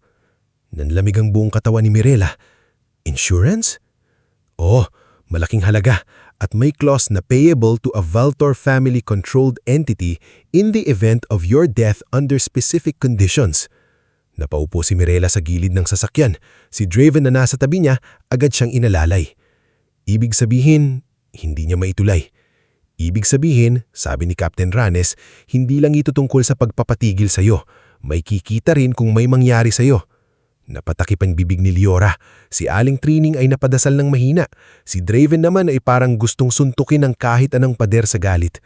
Gulit si Mirela, sa gitna ng panlamig at panginginig, ay dahan-dahang tumuwid ng upo. Captain, sabi niya, mas kalmado kayo sa inaasahan ng lahat. Gawin ninyo ang kailangan ninyong gawin. Ibibigay ko lahat ng statement. Haharapin ko sila kahit ilang beses pa. Sigurado ka? Tumingin si Mirela sa mga taong kasama niya, sa mga taong piniling manatili kahit delikado, sa mga taong hindi niya kadugo, ngunit mas pamilya pa kaysa sa sariling pamilya niya. Opo, sagot niya. Dahil kung ngayon pa ako titigil, parang hinayaan ko na rin silang patayin hindi lang ako, kundi lahat ng taong sinira nila. Pagdating nila sa Mirabox Creations, hindi muna siya pumasok. Tumayo siya sa labas at inignan ng maliit na signboard na siya mismo ang gumawa. Mirabox Creations. Dating simpleng pangarap lamang iyon. Ngayon, naging tahanan ng mga taong naghahanap ng bagong simula. Lumapit si Draven sa tabi niya. Pagod ka na? Oo, tapat niyang sagot. Pero hindi susuko. Hindi mo kailangang maging matapang bawat segundo. Alam ko, huminga siya ng malalim. Pero kailangan kong maging matapang sa tamang sandali. Kinabukasan, ipinagpatuloy niya ang livelihood training para sa mga nanay mula sa San Isidro. Hindi niya alam kung paano niya nakaya matapos ang hearing, pero alam niyang iyon ang dahilan kung bakit siya lumalaban. Habang tinuturuan niya si Iska kung paano gawing mas matibay ang fold ng isang recycled box, bigla itong nagsalita. Mirela. Napatingin siya. Opo? Hindi pa rin nababalik ang bahay namin, sabi ni Iska. Hindi pa rin nabubuhay ang mga nawala. Pero, salamat sa hindi pagtakbo. Nanikip ang lalamunan ni Mirela. Ako po dapat ang humihingi lang tawad. Humingi ka na. Ngayon tumulong ka na lang hanggang dulo. Tumanggo si Mirela. Hanggang dulo. At habang gumagalaw ang mga kamay nila sa pagtiklop ng papel, sa labas naman ay patuloy na gumugulong ang kaso. Hawak na ng pulis ang ledger, protektado na ang mga testigo, at unti-unti nang nawawala ang kontrol ng mga Valtor sa kwentong matagal nilang minamanyobra. Sa unang pagkakataon, si Mirela na ang hindi nila kayang takutin. Dahil ngayon, ang dating anak na itinakwil ng sariling pamilya ay hindi na nakatayo mag-isa. Nakatayo siya kasama ang mga taong minsang tinapakan ng pamilyang Valtor at sa bawat ebidensyang lumalabas, papalapit ng papalapit ang araw na ang kapangyarihang itinayo sa kasinungalingan ay haharap sa hatol ng katotohanan. Bago tayo magpatuloy sa huling bahagi ng ating istorya, i-comment mo muna kung taga-saan ka at anong oras ka nanonood ngayon. Sa mga sumubaybay mula umpisa, nakita natin kung paano itinakwil si Mirela ng sariling pamilya, kung paano siya muntik ng mapahamak sa mismong araw ng kanyang kaarawan, at kung paano unti-unting nabuksan ang mga lihim na itinago ng mga Valtor sa loob ng maraming taon. Ngayon, dumating na ang bahaging hindi na sapat ang tapang lamang. Kailangang harapin ni Mirela ang huling bigat ng katotohanan, ang makita ang pagbagsak ng sarihing pamilya, at piliin kung paano siya mabubuhay pagkatapos ng lahat. Lumipas ang ilang buwan matapos makita ng mga pulis ang lumang ledger sa hidden storage ng warehouse ng Valtor. Sa bawat linggong dumaraan, mas lalong lumalawak ang kaso. Ang dating simpleng investigasyon tungkol sa delikadong regalong natanggap ni Mirela ay naging malaking kaso ng attempted poisoning, falsification of documents, fraud, intimidation of witnesses, illegal demolition, at conspiracy. Hindi naging madali ang mga buwang iyon. May mga araw na kailangan ni Mirela bumalik sa presinto para pumirma ng statement. May mga araw na kailangang humarap siya sa mga abogado at ulitin ang pinakamasasakit na bahagi ng kanyang kwento. Paulit-ulit niyang ikinukwento kung paano siya itinakwil, kung paano dumating ang kahon, kung paano siya binalaan ni Vecmar, at kung paanong natuklasang may nakalalasong powder sa loob ng regalong ipinadala sa kanya. Sa bawat ulit, parang muling nabubuksan ng sugat. Ngulit, hindi na siya nag-iisa. Sa labas ng presinto, madalas siyang hinihintay ni Draven dala ang mainit na kape. Hindi ito pala salita, ngulit lagi siyang naroon. Minsan, kapag nakikita nitong nanginginig ang kamay ni Mirela matapos ang mahabang questioning, tahimik lang nitong inilalagay ang jacket sa balikat niya. Hindi mo kailangang magsalita ngayon, sabi ni Draven isang gabi habang nakaupo sila sa loob ng sasakyan. Pwede kang mapagod. Tumingin si Mirela sa madilim na kalsada. Pagod na ako. Alam ko. Pero kabang naiisip ko si Namang Teban, si Aling Joselia, si Iska at lahat ng nawalan ng bahay, nahihiya akong tumigil. Hindi mo kasalanan ang ginawa ng pamilya mo, pero ginamit nila ang pangalan ko. At ngayon, ginagamit mo ang pangalan mo para itama ang kaya mong itama. Hindi agad nakasagot si Mirela, Napatingin siya kay Draven. Sa loob ng maraming taon, inakala niyang ang pagmamahal ay laging may kapalit, laging may kondisyon, laging may hinihinging sakripisyo. Pero kay Draven, natutunan niyang may mga taong hindi ka pinamadaling gumaling. May mga taong uupo lang sa tabi mo habang pinupulot mo ang sarili mo. Sa Mirabox Creations, patuloy ang livelihood training. Hindi ito pinahinto ni Mirela kahit mabigat ang kaso. Sa katunayan, iyon ang naging dahilan para hindi siya tuluyang lamunin ng takot. Tuwing umaga, bago pumunta sa korte o presinto, dumadaan siya sa studio at tinitignan ng mga nanay na gumagawa ng recycled boxes, cloth pouches, at handmade cards. Si Liora ang naging mas organisado kaysa dati. Gumawa siya ng attendance sheet, listahan ng orders, at schedule ng training. Si Naya kahit bata pa, tumutulong sa pag-aayos ng ribbons kapag walang pasok. Si Basti naman na dating mahiyain, natutong magbasa ng order labels at tuwang-tuwang nagpapakita kay Mirela ng mga natututunan niya. Ate Mirela, sabi ni Basti isang hapon, kapag lumaki po ako, gusto ko rin magkaroon ng shop, pero hindi lang para yumaman, para may trabaho rin ng iba. Napangiti si Mirela, pero kumirot ang puso niya sa saya. Mas maganda pa ang magagawa mo kaysa sa akin. Si Iska, na noon ay malamig ang tingin sa kanya, ngayon ay isa na sa pinakamagaling gumawa ng packaging. Hindi pa rin ito palangiti, gumit mas malambot na ang boses kapag kausap siya. Mirela, sabi nito minsan habang naglalagay ng ribbon sa kahon. May buyer na naman tayo mula sa school fair. Kailangan nating dagdagan ng materials. Napatingin si Mirela sa kanya. Tayo? Napahinto si Iska, saka umiwas ng tingin. Oo, tayo. Huwag mo nang gawing drama. Napatawa si Liora sa kabilang mesa. Naku Mirela, kapag sinabi ni Iska na tayo, ibig sabihin tanggap ka na niyan. Hindi sagot ni Iska, pero hindi niya maitago ang maliit na iti. Ang mga simpleng sandaling iyon ang nagpaalala kay Mirela na may buhay pa sa labas ng kaso. May kinabukasang kailangang buuin. May mga kamay na kailangang turuan. May mga batang kailangang makita na hindi ang apelido ang sukatan ng pagkatao, kundi ang paraan ng pagbangon pagkatapos masira. Dumating ang araw ng paglilitis na pinakahinihintay ng lahat. Maaga pa lang, puno na ang hallway ng korte. Naroon ang mga media, mga dating residente ng San Isidro, ilang empleyado ng Valtor Construction Supplies na pumayag ng magsalita at mga taong matagal nang nakarinig sa kaso ni Mirela. Sa isang gilid, nakaupo si Manang Selcura kasamang protective officers. Hawak nito ang rosaryo, nanginginig ang labi sa tahimik na dasal. Si Vecmar ay naroon din. Mas maayos na ang hitsura niya kaysa nung unang araw na dumating siya sa studio dala ang kahon. Kasama niya ang kapatid niyang si Isandro, ang taong ginamit para takutin siya. Nang makita ni Mirela si Vecmar, lumapit ito at yumuko. Ma'am Mirela, sabi niya. Salamat po at hindi ninyo itinuring na kalaban. Kung hindi dahil sa'yo, baka wala na ako rito, sagot ni Mirela. Ikaw ang unang taong pumigil sa plano nila. Napaiyak si Vecmar. Sana po matapos na ngayon. Sana, mahinang sabi ni Mirela. Nasa loob na ng courtroom sina Donato, Cresida, Odran, Leandro Exuarez at Attorney Ziven Malrudo. Iba na ang hitsura nila kumpara noong unang hearing. Si Donato, dating matikas at parang hindi natitinag, ngayon ay halatang puyat at galit na pinipigil lamang. Si Cresida ay wala na ang dating kinang. Suot pa rin niya ang perla sa leeg, ngulit nanginginig ang kamay habang hawak ang panyo. Si Odran naman ay hindi na gaanong mayabang.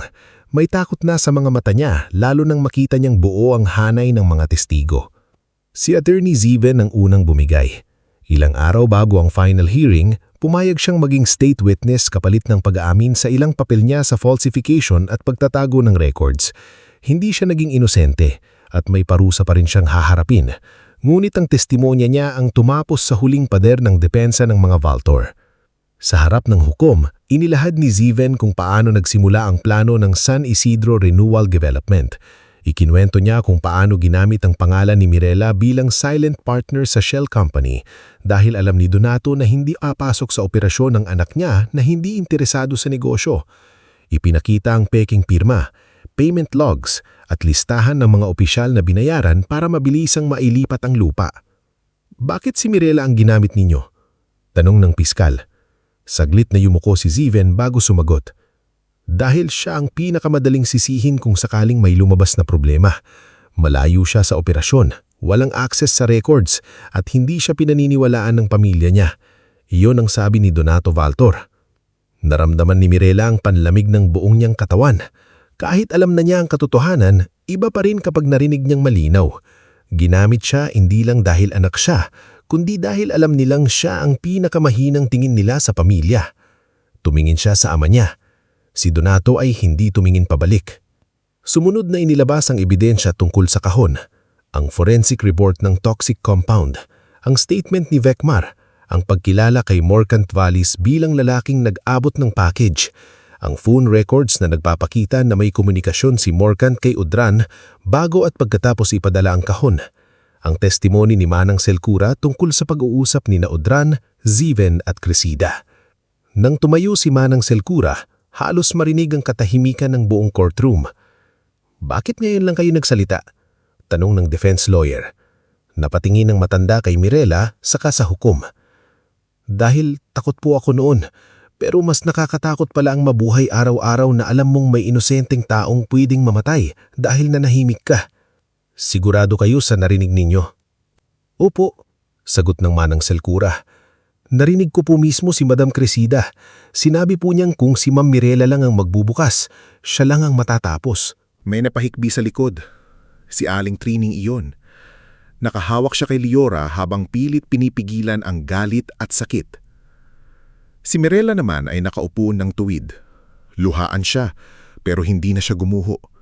Hindi na siya ang batang humahawak sa pisging sinampal. Hindi na siya ang dalagang lumabas ng mansyon sa ulan. Siya na ngayon ang babaeng nagdala ng sariling sugat hanggang sa korte para hindi na ito magamit laban sa kanya. Nang bigyan siya ng pagkakataong magsalita, tumayo si Mirela. Sandaling tumahimik ang lahat. Tumingin siya sa hukom, pagkatapos sa mga taong nasa likod niya, at sa huli, sa pamilya niyang nasa kabilang panig ng silid. Hindi ko po hiniling na makulong ang sarili kong pamilya. Simula niya, naninginig ngunit malinaw ang boses. Noong bata ako, ang hiling ko lang ay mapansin nila ako. Noong pinalayas nila ako, ang hiling ko lang ay mabuhay ng tahimik. Noong dumating ang regalo sa birthday ko, ang hiling ko lang ay sana hindi totoo na kaya nila akong saktan ng ganoon. Huminga siya ng malalim. Pero habang lumalabas ang ebidensya, naintindihan ko na hindi lang ako ang biktima. May mga pamilyang nawalan ng bahay. May mga taong tinakot. May mga dokumentong pineke. May mga buhay na sinira para sa pera at pangalan. Kaya hindi na lang ito tungkol sa akin. Tungkol ito sa lahat ng taong pinatahimik dahil mahirap sila. Dahil wala silang koneksyon. Dahil inakala ng mga makapangyarihan na walang makikinig sa kanila. Lumuluha na si Cresida ngunit hindi nagsalita. Tumingin si Mirela sa kanya. Ma, sabi niya at napapikit si Cresida sa tawag na iyon. Matagal kong hinintay na maging ina ka sa akin. Pero ngayon, hindi na ako naghihintay. Pinapatawad ko ang sarili ko sa lahat ng taong sinisi ko ang sarili ko dahil hindi mo kayang mahalin ako. Pero ang pagpapatawad ko sa sarili ko ay hinding nangangahulugang tatakpan ko ang ginawa ninyo. Nang maupo siya, tahimik ang buong courtroom. Ilang linggo pa ang lumipas bago ibaba ang pinal na hatol. Sa panahong iyon, hindi na bumalik si Mirela sa takot. Ipinagpatuloy niya ang Mirabox Creations, ngunit nagsimula na siyang magplano ng mas malaki. Sa tulong ni Sister Amabel, Liora, Draven at ilang volunteer lawyers, gumawa siya ng proposal para sa isang livelihood and legal assistance center para sa mga pamilyang nawalan ng tahanan dahil sa mapanlinlang na land deals. Hindi ko alam kung kaya natin ito, sabi niya isang gabi habang nakaharap sa mahabang listahan ng gastos. Kaya natin paunti-unti, sabi ni Liora. May contacts ako sa logistics, pwede tayong makakuha ng murang materials. May mga donor din sa charity network, sabi ni Sister Amabel, pero kailangang malinaw ang pangalan ng center. Tahimik na nag-isip si Mirela. Tinignan niya ang lumang sign ng Mirabox Creations, ang unang pangarap na binuo niya mula sa karton, ribbon at tiwala. Mira Hope House, sabi niya sa wakas. Hindi na lang kahon ang bubuuhin natin. Pag-asa na. Dumating ang araw ng hatol sa isang maulang umaga. Habang binabasa ng hukom ang desisyon, hawak ni Aling Trining ang kamay ni Mirela. Nasa likod niya sina Liora, Draven, Sister Amabel, Vecmar, Manang Selcura, Mang Sabelio, Iska, Mang Tiban at ilang pamilyang mula sa San Isidro. Napatunayang guilty si Donato Valtor sa fraud, falsification, conspiracy at kaugnay na pananagutan sa pagtatangkang patahimikin si Mirela. Si Audran ay nahatulan sa direct involvement sa pagpapadala ng delikadong package, intimidation at financial crimes. Si Crisida ay napatunayang guilty sa conspiracy at obstruction dahil malinaw sa testimonya at records na alam niya ang plano at tumulong siya upang pagtakpan ito. Si Leandro Juarez ay nahatulan sa financial fraud at paggamit ng logistics network para ilipat ang ilegal na dokumento at chemical materials. Ang attorney Ziven na bilang state witness ay tumanggap pa rin ng hatol para sa bahagi niya sa falsification at corruption. Nang narinig ang hatol, hindi nagsaya si Mirela. Hindi siya pumalakpak. Hindi siya ngumiti. Umiyak siya. Hindi dahil nanghihinayang siya sa mga parusang natanggap nila, kundi dahil sa wakas, tapos na ang isang mahabang laban na nagsimula pa noong batang-bata siya at hindi niya pa alam na ang bahay na tinitirahan niya ay puno pala ng kasinungalingan. Habang inilalabas sina Donato at Audran, sandaling lumingon si Crisida kay Mirela. Basag ang muka nito sa luha. Mirela. Tawag nito, halos bulong. Tumigil si Mirela. Anak, patawarin mo ako. Sa maraming taon, akala ni Mirela na iyon ang magpapagaling sa lahat. Pero nang narinig niya iyon ngayon, hindi na siya bumalik sa pagiging batang nagmamakaawa sa pagmamahal. Tumulo ang luha niya, ngunit kalmado ang mukha niya. Sana po, noong may pagkakataon pa tayong maging pamilya, pinili niyo ako. Ngayon, ang kaya ko nalang piliin ay ang mabuhay na hindi nagalit sa sarili ko. Hindi niya alam kung iyon ba ay kapatawaran, pero sapat na iyon para makalakad siya palayo ng hindi na nakayuko. Matapos ang hatol, iniutos ng korte ang pag-freeze at liquidation ng ilang assets ng Valtor para bayaran ng mga biktima ng San Isidro. Hindi nito maibabalik ang mga bahay na nawasak o ang mga taong namatay sa sakit at lungkot matapos ang demolisyon. Ngunit naging simula ito ng tunay na kabayaran. Nakatanggap ng tulong pinansyal ang ilang pamilya. Ang iba ay nabigyan ng legal assistance para sa bagong housing applications. May mga dating empleyado ng Valtor na nagsalita pa tungkol sa ibang anomalya at nagpatuloy ang hiwalay na investigasyon laban sa mga opisyal na nasuhulan. Sa loob ng isang taon, nagbago ang maliit na studio ni Mirela. Ang Mirabox Creations ay lumipat sa mas malaking spasyo. Hindi marangyang gusali pero maaliwalas, maliwanag at puno ng buhay. Sa harap, nakalagay ang bagong pangalan, Mira Hope House. May area para sa gift packaging production, may maliit na classroom para sa training, may legal help desk tuwing Sabado, may play corner para sa mga nanay na nagtatrabaho. Si Liora ang naging operations manager, si Iska ang naging trainer sa packaging, si Mang Sabelio ang tumulong sa printing needs, si Sister Amabel ang nag-coordinate ng scholarship support para sa mga bata. Si Vecmar, na tuluyan ng nakawala sa takot, ay nakakuha ng maayos na trabaho bilang logistics coordinator sa center. Si Aling Trining naman ay hindi na kailangang mag-alala sa upa sa lumang apartment. Pinatira si Mirela sa maliit ngunit maaliwalas na bahay malapit sa Mira Hope House. Hindi mo kailangang gawin ito, sabi ng matanda nang unang makita ang bahay. Ginawa niyo po akong anak nung wala akong pamilya. Hayaan niyo naman po akong maging anak ninyo ngayon. Umiyak si Aling Trining at yinakap siya ng mahigpit.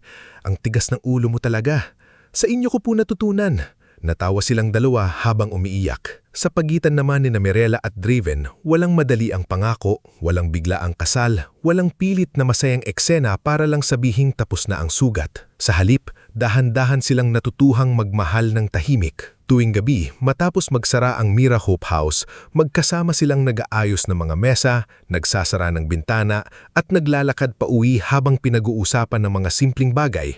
Kung ilan ang bagong trainee, kung dapat bang dagdagan ng sewing machines, kung anong paboritong merienda ni Naya, kung bakit laging nawawala ang gunting sa production area. Isang gabi, habang nakatayo sila sa labas ng Mira Hope House, tinanong ni Draven si Mirella, "Masaya ka ba?" Tumingin si Mirella sa loob ng Mira Hope House. Nakita niya si Liora na tumatawa habang may kausap na trainee. Nakita niya si Naya at Basti na nagdidikit ng handmade stars sa bulletin board. Nakita niya si Aling Trining na namimigay ng sopas sa mga bata. Nakita niya ang mga kahon na ginagawa ng mga kamay na minsang nawalan ng pag-asa. Hindi araw-araw, tapat niyang sagot. May mga gabi pa rin na masakit. May mga alaala pa rin na bumabalik. Tumanggo si Draven. Pero oo, dagdag niya may ngiti sa labi. Masaya ako. Totoo na ngayon. Dumating ang sumunod na kaarawan ni Mirella. Hindi na itutulad ng kaarawan na may delikadong kahon. Walang takot sa pinto, walang rider na nanginginig, walang regalong may luson. Sa halip, puno ng tawanan ng Mira Hope House.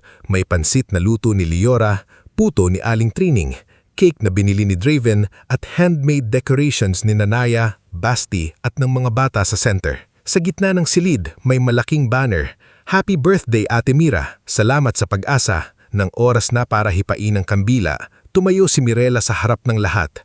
Nakatingin sa kanya ang mga taong hindi niya kadugo, ngunit siyang nagbuo ng piraso ng buhay niya. "Speech!" sigaw ni Basti. "Speech!" sabay ni Naya. Natawa si Mirella. "Sige, maikli lang."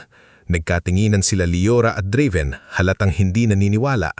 Hiningang malaliw si Mirella. Dati, akala ko ang pamilya ay ang mga taong kapareho mo ng dugo, kaya nung itinakwil ako, akala ko wala na akong halaga. Pero natutunan ko na ang tunay na pamilya ay ang mga taong pipiliin kang samahan kahit hindi nila kailangang piliin. Kayo yun para sa akin. Natahimik ang lahat. Hindi ko na mababago ang nangyari sa akin. Hindi ko na rin mababago ang ginawa ng mga Valtor sa marami sa inyo. Pero kaya nating baguhin ang susunod na mangyayari. Kaya nating bumuo ng lugar kung saan ang sugat ay hindi tinatago, kung hindi ginagawang dahilan para tumulong. Kaya nating gawing kabuhayan ang dating karton, gawing pag-asa ang dating takot, at gawing tahanan ang lugar na nagsimula lang sa maliit na pangarap. Tumulo ang luha ni Liora. Si Aling Trining ay hayagang humagulgol. Si Draven naman ay nakatingin lang kay Mirella, tahimik mulit puno ng pagmamalaki. Hinipan ni Mirella ang kandila. Sa palakpakan ng mga taong nagmamahal sa kanya, naalala niya ang batang Mirella na minsang gumawa ng birthday card para sa inang hindi marunong magpahalaga. Naalala niya ang gabing umalis siya sa mansyon habang umuulan. Naalala niya ang kahong muntik ng kumitil sa kanya. Naalala niya ang korte, ang hatol, ang luha at ang mahabang daan ng pagbangon. Ngunit sa gabing iyon, hindi na sakit ang nangingibabaw. Kapayapaan na. Lumapit si Draven at iniabot sa kanya ang maliit na kahon. Sandali siyang natigilan at napansin iyon ni Draven. "Safe yan. Ako ang gumawa ng kahon. Si Naya ang naglagay ng ribbon.